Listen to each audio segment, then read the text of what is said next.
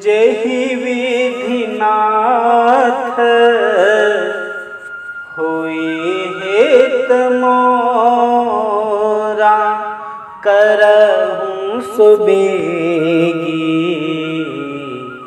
दास मैं तोरा। सीताराम सीताराम सीता राम राम राम।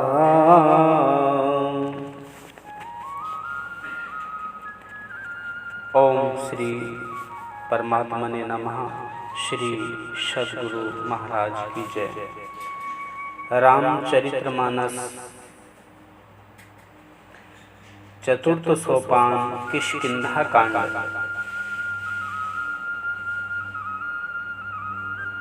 आत्मिक पथिक को मानने और जानने वाले, इस पथ पर चलने वाले भक्तों के लिए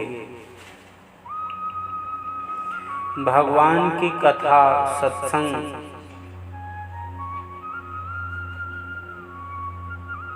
जो हमें हर समय एक निर्देश देता है ईश्वर की ओर चलने का, और संसार में रहते हुए हम गलत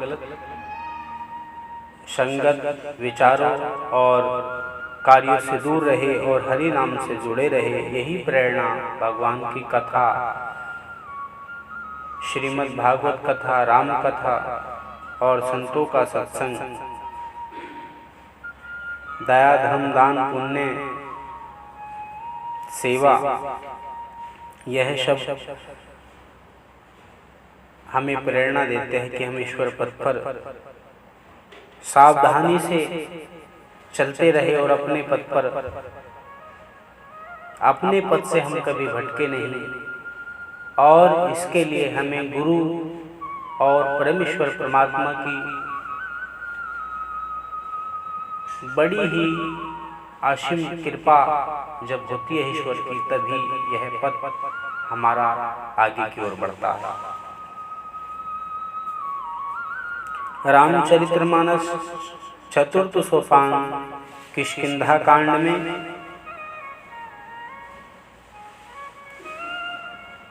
भगवान श्री राम छोटे भाई लक्ष्मण को साथ लेकर सबरी माता के बताए अनुसार पंपाशर तालाब पर पहुंचते हैं, और उसके उपरांत पंपासुर पर श्री नारद जी मुनि का आगमन कि मेरे कारण भगवान इतना कष्ट सह रहे हैं। इसके उपरांत भगवान पंपासुर को त्याग कर राम जी और लक्ष्मण जी आगे चले। ऋषिमुख पर्वत पर पहुंचकर कपिराज सुग्रीव से उन्होंने हनुमान जी के द्वारा मित्रता की, और सुग्रीव को उनके बड़े भाई बाली ने बिना ही किसी दोष के जिस प्रकार घर से बाहर निकाला, और सुग्रीव की स्त्री और संपत्ति बाली ने हर ली थी। राम जी ने सुग्रीव से कहा कि हे मित्र, मैं तुम्हारी सहायता जरूर करूंगा और बाली को मारकर तुमको राजा बना दूंगा, क्योंकि हे मित्र, जे न मित्र दुख हो हिम का दुखारी, जे न मित्र दुख हो ही हैं दुखारी, ते नहीं बीलो कत पातक भारी। हे सुग्रीव मित्र, जो मित्र के दुख से दुखी नहीं होते, उन्हें देखने से भी बहुत भारी पाप लगता है, क्योंकि निज दुख गिरी रज करि जाना। पहाड़ के समान अपने दुख को धूल के बराबर समझना, और हे मित्र, धूल के समान मित्र के दुख को भी सुमेरु पर्वत के समान समझे। मित्र के दुख रजमेरु समाना, यानी अपने महान दुख को भी धूल के बराबर समझना, और मित्र के धूल के बराबर दुख को भी पहाड़ के बराबर समझना। जिनके असीमति सहज न आई, जिनको सहज ही ऐसी बुद्धि नहीं आती है मित्र, वे मूर्ख बेकार ही हट करके मित्रता क्यों करते हैं। उचित है कि मित्र को बुरे रास्ते से छुड़ाकर अच्छे रास्ते पर चलावे, गुणों को प्रसिद्ध करे और अवगुणों को छुपावे।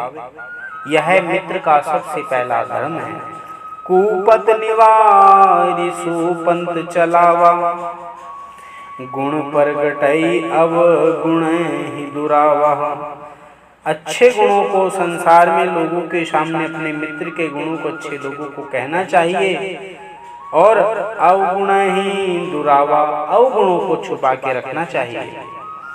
देत लेत मन सकन धरई, बल अनुमान सदा हित करहि।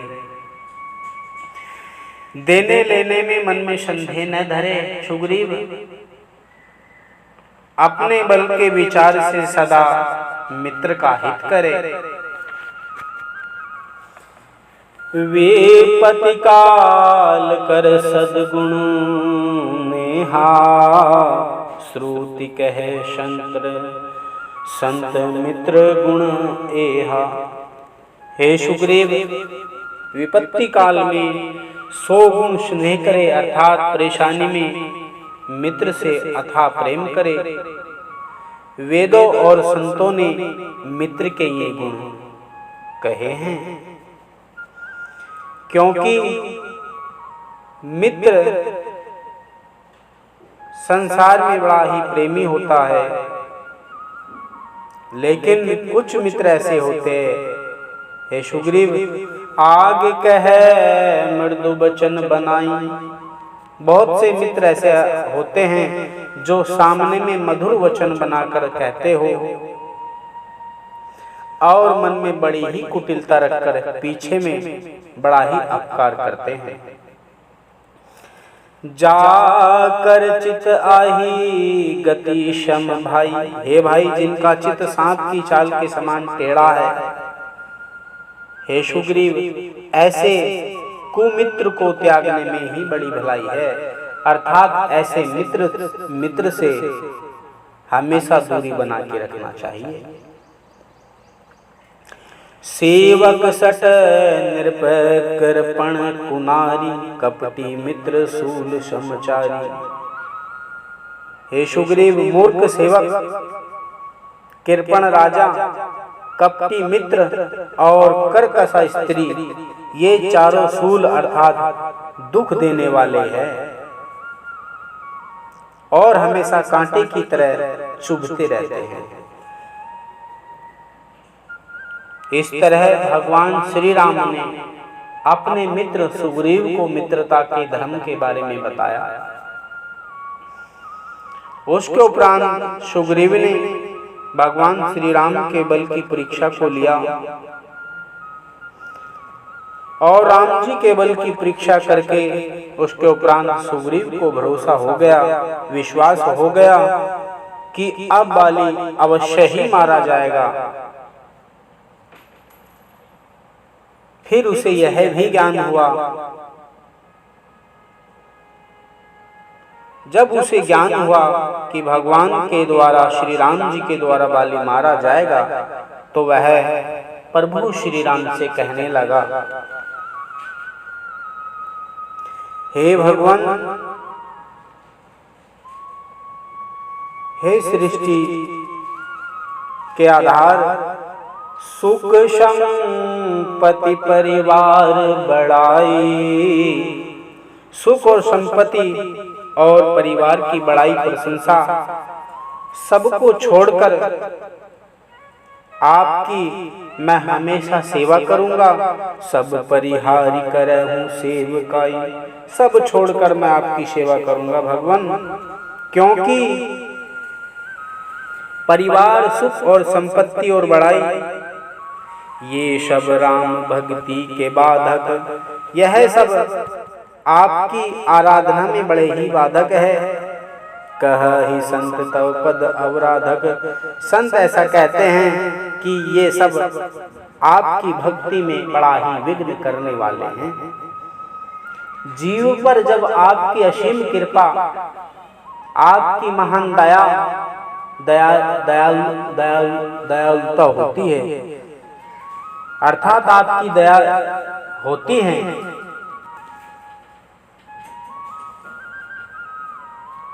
तभी जीव इस विघ्न करने वाली माया से, इस सुख संपत्ति और परिवार से और बड़ाई से बच पाता है और आपकी भक्ति कर पाता है भगवान। शत्रु मित्र सुख दुख जग माही, क्योंकि हे भगवान शत्रु मित्र सुख और दुख यह सब माया रचित है, यह सब माया है, माया कृत परमार्थ नहीं और परमात्म स्वरूप नहीं है, अर्थात यह सब परमात्मा का स्वरूप नहीं है। अर्थात हे भगवान, हे प्रभु, हे दया के सागर, इन सब से मोक्ष जीव को नहीं मिलता। इन सब के कारण ही जीव अपने आत्म स्वरूप को नहीं प्राप्त होता। इसी के कारण जीव इस 84 लाख योनियों में भटकता रहता है भगवान। हे भगवान, जिस तरह सपने में लड़ाई होती है, वह सपना देखने वाला जब जागता है तो समझकर कि यह सपने की लड़ाई है, मन में बड़ा ही संकोच करता है।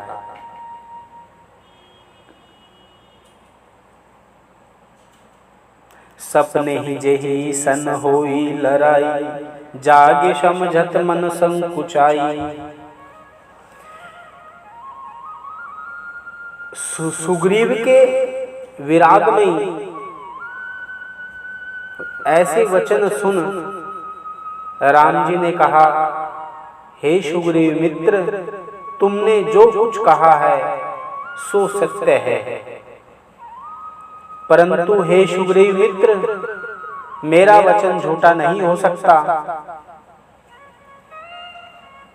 इसके उपरांत भगवान श्री राम सुग्रीव को संग लेकर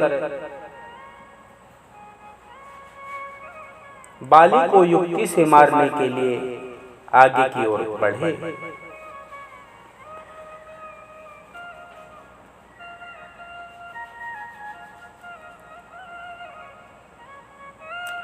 और जब सुग्रीव ने जाके किष्किंधा में बाली को युद्ध के लिए ललकारा, तब तारा ने बाली को बहुत समझाया कि उनके साथ नर रूप में अवतार धारण किए भगवान प्रभु श्री राम आए हैं, इसलिए आप स्वामी वहां मत जाइए। तारा ने बड़ा ही विकल होकर, दुखित होकर अपने पति बाली को समझाया, लेकिन अहंकारवश, अभिमानवश, क्रोधवश बाली की बुद्धि भ्रमित थी। इसी तरह वह अपने कल्याण की बातों को भी अपनी पत्नी के द्वारा कहने पर भी नहीं समझ पाया। हम जीवों का भी यही हाल है कि जब हम क्रोध में होते हैं, आवेश में होते हैं, अभिमान, अहंकार और दिखावट में होते हैं, तो अपने ही परिवार के लोग, अपने ही संतजन, गुरुजन और बड़े बुजुर्ग जन, भाई बहन सभी हमें ऐसे विपत्ति में समझाते हैं, लेकिन अज्ञान, अहंकार, दिखावट और आवेश, अभिमान हमें उस तरह हमारी बुद्धि पर माया का पर्दा पड़ जाता है, जिसके कारण हम अपने कल्याण और हित की बात करने वाले को भी अपना दुश्मन मानते हैं और उनकी बातों को धिक्कार कर, नकार कर आगे बढ़ जाते हैं। जहां हमारा हित नहीं अनहित होना लिखा होता है। स्त्री को दूर से ही धक्का देकर, तारा स्त्री को दूर से ही धक्का देकर बाली सुग्रीव की ओर भागा और युक्ति के अनुसार भगवान श्री राम ने पेड़ के पीछे से छुपकर वार करना ही चाहते हैं, लेकिन दोनों भाई की पहचान न होने के कारण दोबारा जब युद्ध होता है तो माला डालकर, सुग्रीव की माला डालकर पहचान करने के उपरांत भगवान श्री राम पेड़ के पीछे छुपकर बाली के सीने में एक तीर मारते हैं, जिससे बाली तुरंत गिर जाता है और उसकी मृत्यु हो जाती है। अपने पति की मृत्यु की बात सुनकर तारा बहुत ही विलाप करती हुई भगवान श्री राम से कहती है, क्षिति जल पावक गगन शरीरा, क्षिति जल पावक गगन शमीरा, क्षिति जल पावक गगन शरीरा, पंच रचित अति अधम शरीरा।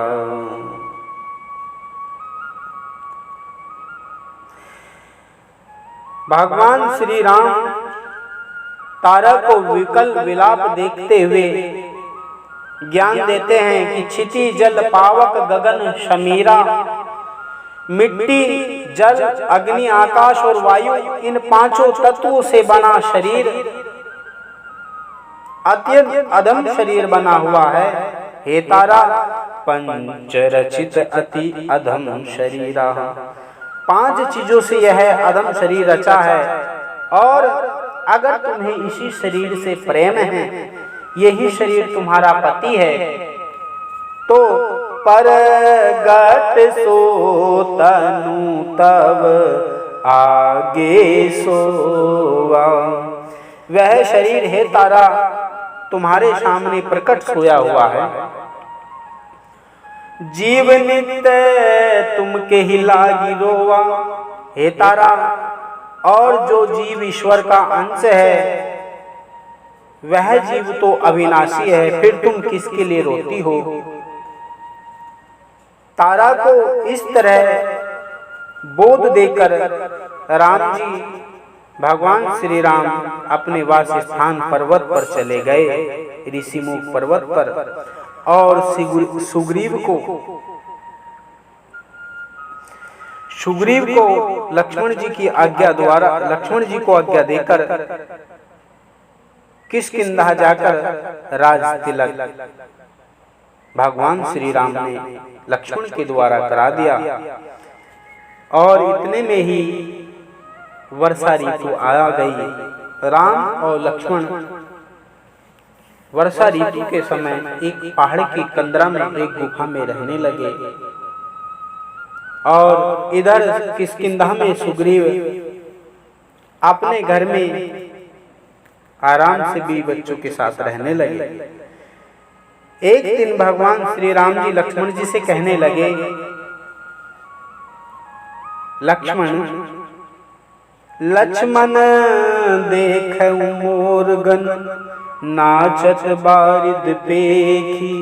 हे लक्ष्मण, देखो तो मयूरगण और बादलों को देखकर मोर कैसे सुंदर नाचते हैं। हे लक्ष्मण, जिस प्रकार विष्णु भक्त को देखकर वैराग्य में लीन गृहस्थ आश्रमी जीव बड़े ही प्रसन्न होते हैं। दामनी दम कही रहे न घन माही, खल की प्रीति जथा फिर नाही। बिजली चमककर बादलों में नहीं ठहरती, जैसे दुष्टों की प्रीति स्थिर नहीं रहती, दुष्टों की प्रीति स्थिर नहीं रहती। बादल धरती के निकट होकर बरसते हैं, जैसे पंडित जन विद्या को पाकर नर्म हो जाते हैं। विद्वान का लक्षण हमेशा नर्म होना चाहिए। बूंदों की चोट पर्वत कैसे सहते हैं, जैसे दुष्टों के वचन भक्त और संत जन सहते रहते हैं।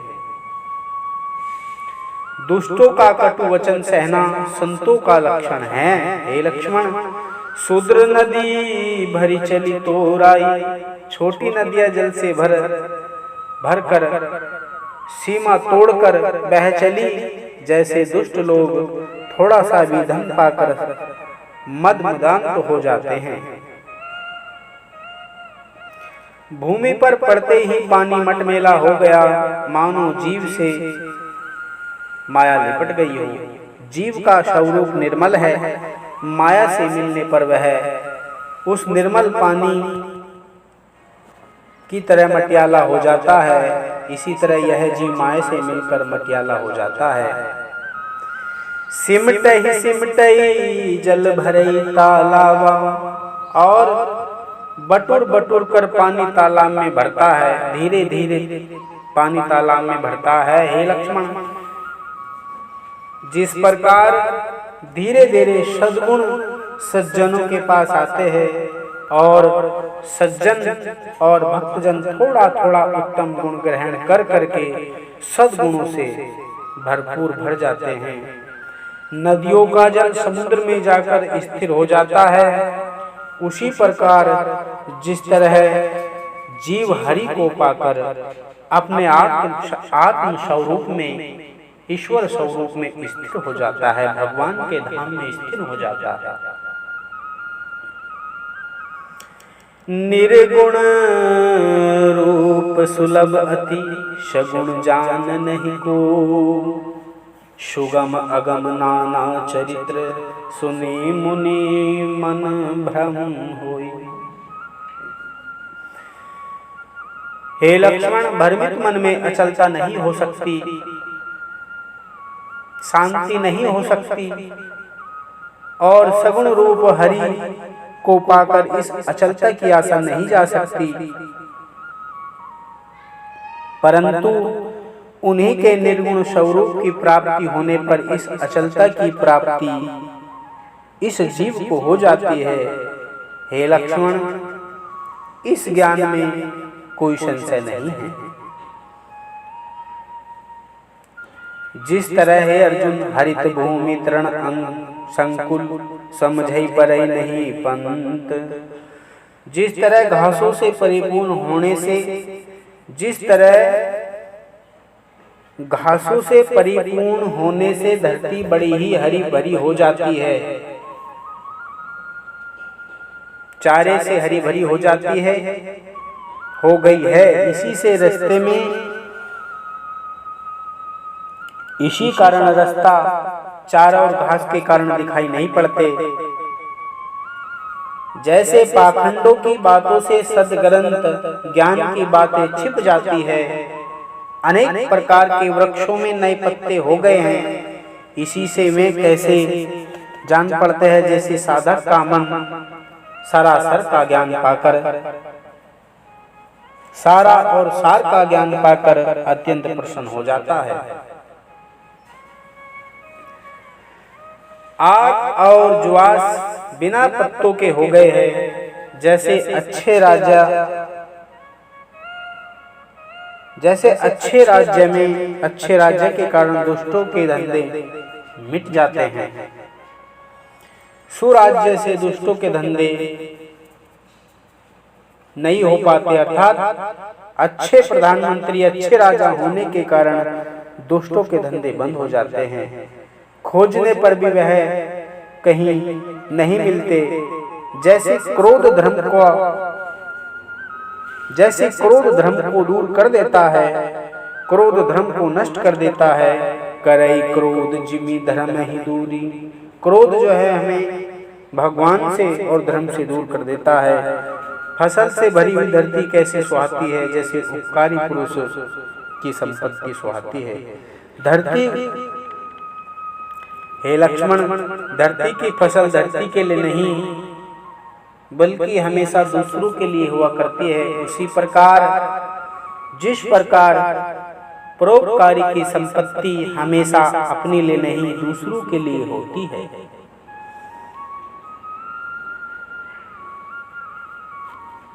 और हे लक्ष्मण, रात की घनी अंधियारी में जिस प्रकार जुगनू इस तरह शोभा पाते हैं, जिस तरह पाखंडियों का समाज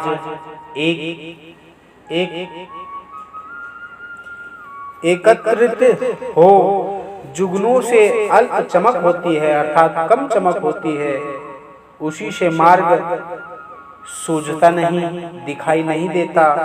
उसी तरह हे लक्ष्मण, पाखंडियों के उपदेश से कुछ ज्ञान सा प्रतीत तो जरूर होता है, पर सही और सत्य का सन्मार्ग हम जीवों को अर्थात इन जीवों को दिखाई नहीं देता, दरसता नहीं, समझ नहीं आता। भारी वृष्टि से जिस प्रकार क्यारियां फूट जाती है, जैसे स्वतंत्र होने पर स्त्रियां बिगड़ जाती है और स्वतंत्रता पाकर स्त्रियां बिगड़ जाती है, जिस प्रकार। और हे लक्ष्मण, चतुर किसान खेती को कमाते हैं, जंगलों से रहित कर देते हैं, जैसे बुद्धिमान मोह मद और अभिमान को हमेशा दूर कर देते हैं। बुद्धिमान को चाहिए कि वह मोह मद और अभिमान को छोड़ दे। और हे लक्ष्मण, चकवा पक्षी नहीं देख पाते, और जिस प्रकार कली को पाकर धर्म भाग जाता है, और जिस प्रकार सूखी जमीन में वर्षा होने पर भी तरण अर्थात बीज नहीं उगते, और हे अर्जुन, जैसे हरि भक्तों के हृदय में काम वासना का संयोग होने पर भी काम वासना उत्पन्न नहीं होती, हरि भक्तों के हृदय में संयोग पाकर भी काम वासना उत्पन्न नहीं होती। हे लक्ष्मण, अनेक प्रकार के जीवों से भरकर पृथ्वी ऐसे ही सुभूषित है, जैसे अच्छे धर्मात्मा नीतिज्ञ राजा को पाकर प्रजा बड़ी ही आनंदित होती है।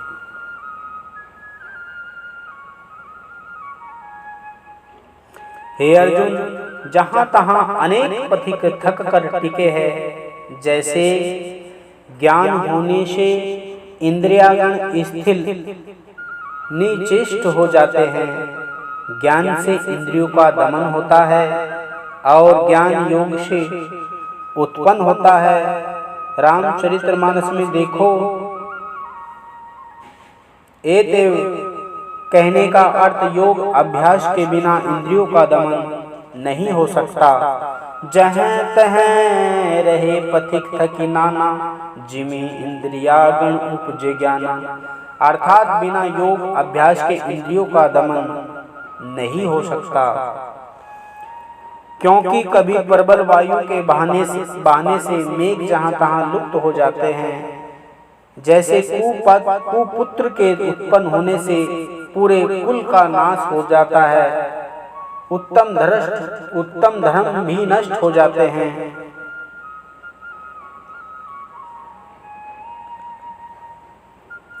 और कभी दिन में घनी अंधियारी छा जाती है और कभी सूर्य प्रकट हो जाते हैं, जैसे ज्ञान कुसंग पाकर नष्ट हो जाता है और सुसंग पाकर पुनः उत्पन्न हो जाता है। हे लक्ष्मण, देखो अब वर्षा विगत शरद ऋतु आई, अब देखो वर्षा ऋतु बीत गई और शरद ऋतु आ गई। यह परम शोभायमान है, फूले काश सकल में ही छाई, फूले वे काश पूरी धरती पर छा गए। भगवान लक्ष्मण को ज्ञान की बात सुनाकर फिर वर्षा ऋतु और पृथ्वी की सुंदरता के बारे में कहने लगे। जैसे कांसों में सफेद फूल आ गए, जिस तरह जीव के बाल सफेद हो जाते हैं तो बुढ़ापा होने का संकेत होने लगता है, इसी तरह हे लक्ष्मण, अगस्त तारे का उदय हुआ है और रास्ते का जल सूखने लगा है। जैसे लोभ को संतोष सोख लेता है, संतोष से लोभ का नाश हो जाता है। लक्ष्मण, सरिता शर निर्मल जल सोहा, संत हृदय जस गद मद मोहा।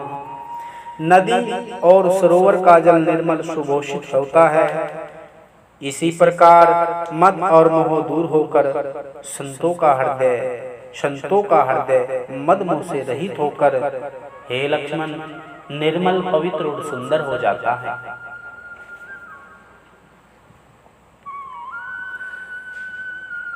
और हे लक्ष्मण, जिस प्रकार रस रस शोक सरित सर पानी, नदी तालाबों का पानी जिस प्रकार धीरे धीरे सोखता है, हे लक्ष्मण, उसी तरह जैसे ज्ञानी लोग धीरे धीरे मोह माया और ममता का त्याग करते हैं, ज्ञानी जन धीरे धीरे इन सब को त्याग कर निर्मल हो जाते हैं, त्यागी हो जाते हैं और अपने आत्म स्वरूप की ओर बढ़ जाते हैं, आध्यात्मिक ज्ञान की ओर बढ़ जाते हैं, परमेश्वर परमात्मा के पथ की ओर बढ़ जाते हैं, जिसमें अपना निज और आत्म कल्याण मोक्ष का धाम है। शरद ऋतु जान खंजन पक्षी आ गए, जैसे समय पाकर सुक्रम सुहावना लगता है। वृक्षों को लगने, सींचने, निराने और विघ्नों से बचाने से उसका पालन होता है।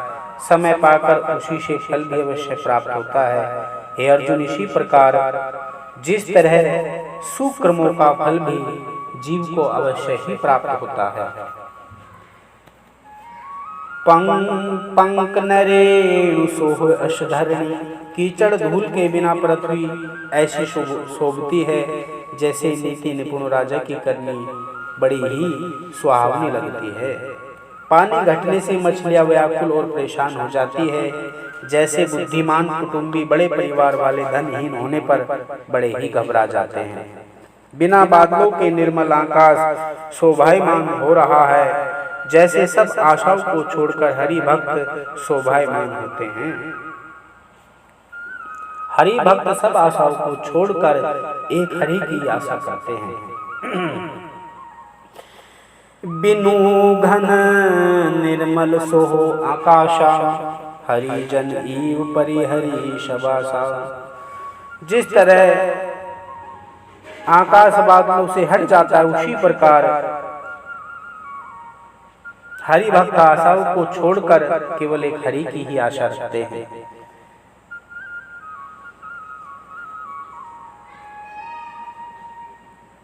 इस प्रकार हे लक्ष्मण, राजा, तपस्वी, बनिया और भिखारी प्रसन्न होकर हो नगर छोड़कर चले जाते, जैसे हरि भक्त पाकर चारों आश्रम वाले भक्तजन, ब्रह्मचारी, गृहस्थ, वानप्रस्थी और सन्यासी परिश्रम को छोड़ देते हैं। जो मछलियां गहरे पानी में हैं, वे बड़ी सुखी है। जिस प्रकार जैसे कि हरि शरण में एक भी विघ्न होते हैं,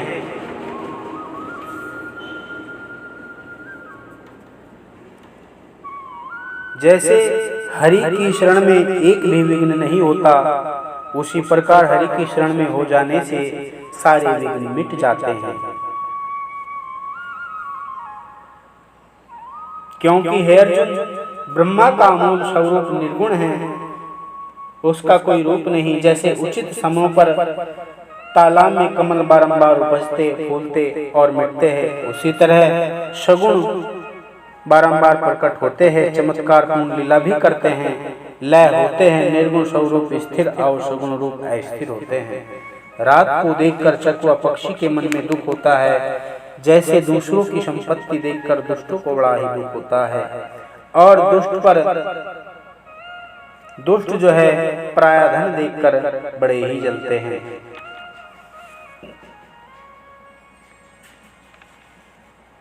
हे लक्ष्मण, शंकर जी के द्रोही को सुख नहीं होता है।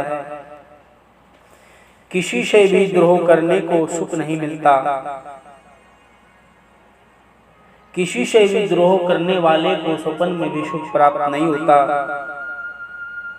पर द्रोही की होई निशंका निशंका यह सब पर द्रोही की होई निशंका अर्थात सप्तम सोपान उत्तरकांड में कहा गया है कि दूसरों से नफरत और द्रोह और जलने वाले का कभी कल्याण नहीं होता है, उसको जीवन में कभी सुख प्राप्त नहीं होता है।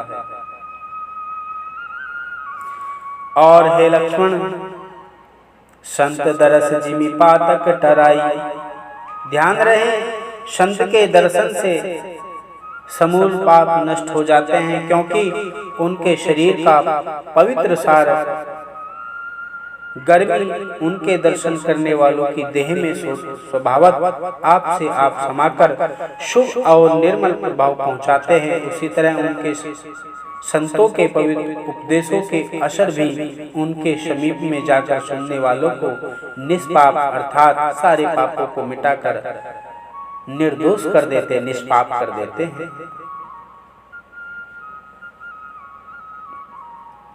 मानस ध्यान स्थिर दृष्टि से करना चाहिए। जिस तरह एक टक किसी चीज को देखा जाए, यह सब गुरु युक्ति के द्वारा समझकर करना चाहिए।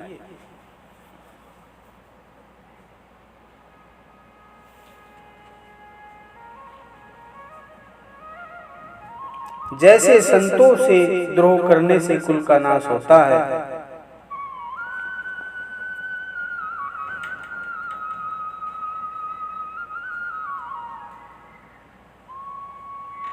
कुल का नाश हो जाता है,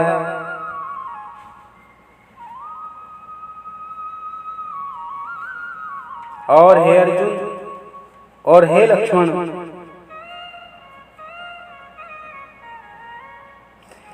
धरती पर जो बहुत तरह के जीवों के झुंड वर्षा में पैदा हुए वे नष्ट हो गए।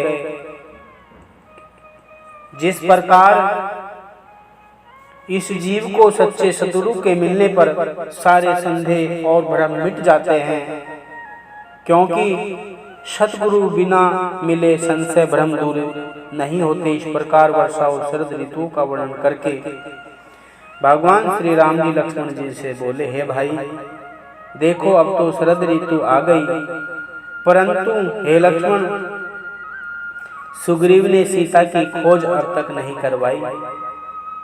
भाई लक्ष्मण, तुम किष्किंधा सुग्रीव के नगर में जाओ और उसे भय दिखाकर उसे मेरे पास ले आओ। बड़े भाई और भगवान श्री राम की सुंदर बातें सुन ज्ञान का उपदेश पाकर लक्ष्मण प्रभु को प्रणाम कर सुग्रीव के घर किष्किंधा गए और क्रोध पूर्वक उसे धमकी देने लगे। सुग्रीव नरम होकर बोला, हे नाथ विषय सम मद कछु नहीं। सुग्रीव लक्ष्मण के सामने हाथ जोड़कर बोला, मुनि मनमोहा करहि छन माही। हे नाथ, संसार में विषयों के समान दूसरा मद नहीं है, जो क्षण भर में मुनियों के मन को भी मोह में डाल देने वाला होता है। फिर लक्ष्मण के साथ सुग्रीव और आदि कपि बंदर राम जी के पास आए। सुग्रीव राम जी को प्रणाम करके बोले, हे स्वामी, देवता मनुष्य और मुनि विषय के वश में हैं, फिर मैं तो अत्यंत कामी पशु वानर बंदर हूँ। विषय वश सुर नर मुनि स्वामी, मैं पामर पशु कपि अति कामी। विषय वश सुर नर मुनि स्वामी, सब विषय के अधीन है, फिर मैं तो अत्यंत नीच बंदर हूँ। भगवान, नारी नयन सर जाहि न लागा। स्त्रियों के नेत्र बाणों की तरह लगे, जो क्रोध रूपी अंधेरी रात में जागते हैं, अर्थात क्रोध के वश में नहीं होते। हे भगवान रघुनाथ जी, लोभ की फांस से जिसने अपना गला नहीं बंधाया, वह मनुष्य आपके समान है। यह गुण साधन ते नहीं होई। और आपका भजन भगवान साधन से नहीं, तुम्हारी कृपा पावे कोई कोई। ये गुण साधन से भगवान नहीं होते। हे प्रभु श्री राम, केवल और केवल तुम्हारी कृपा पावे कोई। तुम्हारी कृपा से कोई कोई जीव इस पद को पाता है। भक्ति की साधना के बिना भगवान आप कृपा करते ही नहीं। राम जी ने सुग्रीव को बड़े प्यार से कहा, कोई बात कहा कि हे सुग्रीव, तुम बड़े समझदार हो और तुम मुझे भरत की तरह ही प्यारे हो। इस प्रकार बात भगवान श्री राम और सुग्रीव में चल ही रही थी कि उसी समय झुंड के झुंड वीर बंदर आए। तब वानर राज सुग्रीव ने उन सब से कहा, हे वानरों, तुम लोग सब दिशाओं में अर्थात सभी दिशाओं में जाओ और जाकर माता सीता की खोज करो। और सुनो, सूर्य को पीठ से और अग्नि को छाती से कभी सेवन नहीं करना चाहिए, लेकिन परंतु स्वामी की सेवा सब प्रकार के छलों को छोड़कर और बड़े ही स्नेह से करनी चाहिए। तजी माया से परलोका मिटै सकल भव संभव शोका। क्योंकि माया को छोड़कर परलोक की सेवा करनी चाहिए, जिससे संसार से उत्पन्न संपूर्ण शोक जीव के मिट जाए। देह धरे कर यह फल भाई। भाइयों, देह धारण करने का फल केवल यह है, भजई राम सब काम बिहाई। देह धर कर यह फल भाई, भजिए राम सब काम बिहाई। भाइयों, देह धारण करने का मात्र यह फल है कि सब इच्छाओं को छोड़कर, सब आशाओं को छोड़कर भगवान श्री राम का भजन करना चाहिए, उस प्रभु की भक्ति करनी चाहिए। सोई गुण यज्ञ सोई बड़ भागी। और वही सद्गुणों को जानने वाला गुणग्राही तथा बड़भागी, जो रघुवीर चरण अनुरागी। सो ज्ञानी और सो बड़भागी है जो रघुवीर चरण अनुरागी, जो श्री राम के श्री चरणों में अनुरागी अर्थात प्रेमी है। सुग्रीव की बातें सुनकर सभी बंदर सब दिशाओं में सीता माता की खोज में चले गए। अंगद और जामवंत आदि दक्षिण दिशा को गए। उन्होंने हनुमान जी को समुद्र लांघकर लंका जाने की सलाह दी। इस तरह संक्षेप में आप सभी भक्तजनों ने किष्किंधा कांड को श्रवण किया, जो रामचरितमानस का चतुर्थ सोपान किष्किंधा कांड ज्ञान और वैराग्य से भरा हुआ है। भक्तों के लिए यह कांड बड़ा ही लाभकारी और इसका श्रवण करना भक्तों के पथिक अर्थात रास्ते के लिए बड़ा ही लाभकारी है। इस तरह किष्किंधा कांड को भक्तों को श्रवण करते रहना चाहिए। रामचरितमानस का यह चतुर्थ सोपान किष्किंधा कांड यही समाप्त होता है। बोलिए प्रेम से सियावर रामचंद्र भगवान की जय। सीताराम सीताराम सीताराम राम राम, सीताराम सीताराम सीताराम राम राम। हो मंगल भवन अमंगल हारी, उमा सहित जी जपत पुरारी। जय श्री हरि, जय श्री राम। ओम श्री परमात्मने नमः। श्री सद्गुरु महाराज की जय। प्रिय भाई भक्तों, ईश्वर के मानने जानने वालों, ईश्वर के पथ पर आगे बढ़ने वालों और सनातन धर्म को आगे बढ़ाने वालों भक्तों से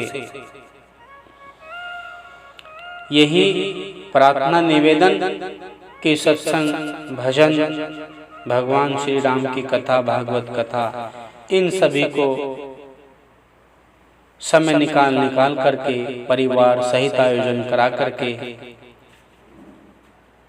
अपने आत्मिक पथ को सुधारते रहना चाहिए। बस इसका यही उद्देश्य है।